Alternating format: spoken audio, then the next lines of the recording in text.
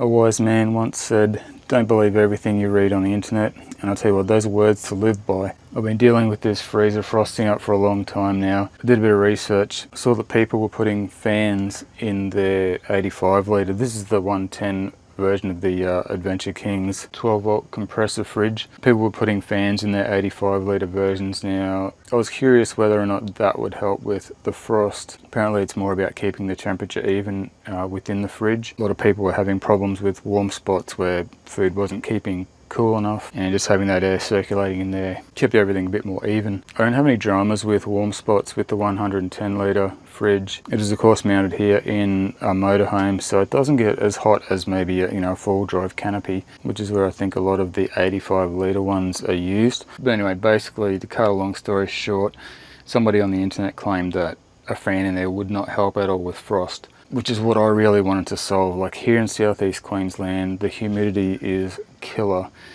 Every time you open and close that fridge door, all the cold air drops out the bottom, sucks in fresh moist air that just sticks to the freezer, and basically within 1 to 2 weeks after defrosting that freezer, it would be chockers with ice. I'd have to really wedge stuff out of there. It was pretty bad. But I'm here to tell you that a fan in this 110 litre fridge has helped immensely with the frost. It hasn't completely gotten rid of it, but it's pretty freaking good. I didn't want to jump the gun and make this video too soon without a decent testing period. It's been around 3 to 4 weeks that I've had the fan in there now, and I'll show you guys. I haven't defrosted it in that time. So there's the freezer. You can see here there's a little bit of ice and water in the drip tray there. Got the freezer itself. Beautiful. It's practically frost free. Now normally after 2 or 3 weeks of running in these temperatures that we're having at the moment especially, it doesn't really matter any time of the year, it's bad. But it would be frosted up pretty bad normally. Now I will show you how I've mounted the fan in this particular fridge shortly. Now this should work for just about any 12 volt fridge that's having trouble with frosting. If you can find somewhere in there to put a fan, it's going to help for sure. Your mileage may vary, but I'd be very surprised if it didn't at least help a bit. But as I said, I've been super happy with the results I've been getting. Now I'm definitely no refrigeration expert, but to speculate on why the fan works, I feel like what's happening is when the fridge isn't cycling, so the power's off, it's just sitting at its cold temperature, the fan is still blowing, moving the air around, and you know what air moving around does to ice? It melts it. So I feel like it is some kind of unofficial defrost cycle for the freezer. That air just keeps moving around in there while it's not cycling, so it's not freezing, and that gives the ice and the frost a chance to melt. And it doesn't affect the coldness of the stuff in the freezer. It stays frozen, no worries, but it just gives it enough to basically stop that frost from building up too much. That's my theory anyway. I don't really know, but all I know is it works. Now, because I wasn't confident at all in it actually working to begin with, and to get a fan wired into the fridge permanently or on a more permanent sort of basis, I didn't want to do that straight away. I wanted to test out having a fan in there first before I committed to anything. So what I did was got a 5 volt fan, USB powered, and plugged it into a power bank and sat it in there and just put the fan in there. It was basically just sitting on the shelf, blowing upwards towards the freezer, and just left that overnight. Actually, I think I left it in there for 2 days, and that 10,000 milliamp hour power bank powered that fan for 2 days, no worries, and I saw a marked decrease in frost buildup. So I was pretty well convinced by that point that it was worth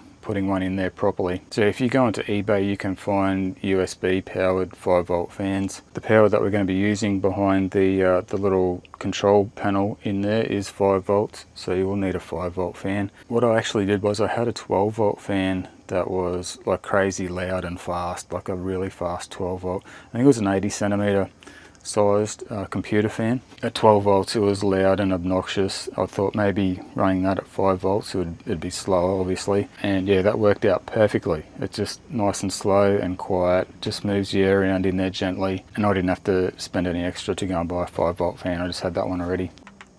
So yeah, first of all I'll show you guys, that is the fan up in there of course, and it's still blowing upwards. I've got it double-sided taped to the side and the back, both the side and the back of the fridge there, so that it shouldn't fall. It's been there for a few weeks, as I said, and it's been fine. And yeah, it's blowing the air upwards towards or through the back of the freezer there. And we are of course drawing the power from behind here. Just a disclaimer, unless you want to run the fan permanently off a power bank in here, you will need to know how to solder. Okay, so once you pop this thing out, there are some terminals on the back of it that are unused, as you can see in this picture here from another video that I used to do this. You can see they are actually marked. One's ground and there are two 5-volt positives. I only used one of them, so my fan just runs constantly whilst the fridge is powered up. Even if I turn it off, that fan is still running. Okay, so if I cut power to the fridge, obviously it turns off, but I just have it running constantly. Some people have them hooked up to thermostats so that they'll only come on at a certain time. I find it's just easier and it works just fine having it running all the time. It's not loud or anything, it draws bugger all power, so it's fine. If I want to disconnect it for a while, I've got an XT60 connector here that I can just unplug. You can put a switch in there if you want to, whatever, but I figured if the fan ever dies from getting wet or eventually wears out or whatever, I can easily replace it with just by unplugging it. So you just need to solder onto the positive and the negative back here, then you can sort of jam this thing back in, and it works pretty well if you use some nice thin wires. You don't need super thick wires for powering a small fan like this, and yeah, off you go. With the setup that I've got here, there is obviously one thing that you want to be careful of, and that is putting something like that under there. I mean, that probably wouldn't hurt because there's still a bit of clearance to let the air flow around it, but if you had something jammed right up against it, it mightn't be as effective. It's not going to do any damage, of course, but yeah, something to be aware of.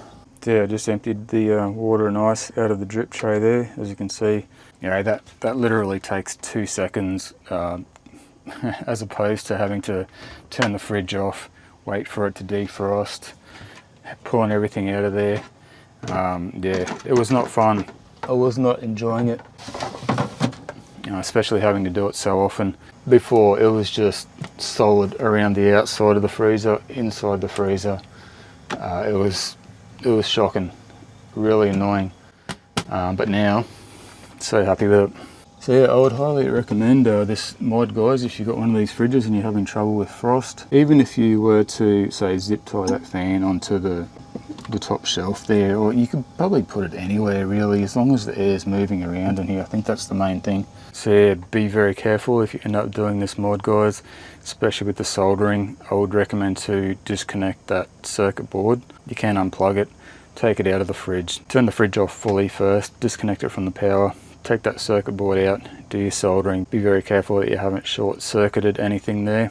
You will need quite a fine soldering iron. I did it with my big blade attachment on my soldering iron. It was tricky, but yeah, it worked obviously. So yeah, there you go. I'll put links down in the description for 5-volt fans if you need one. I'll try and find ones with USB plugs as well if you want to get one that you can try out. If you get one with the USB plug, you can you know, try it out with the power bank and then cut the plug off it and solder the wires to the circuit board in there. So yeah, definitely worthwhile, guys. Anyway, thanks for watching.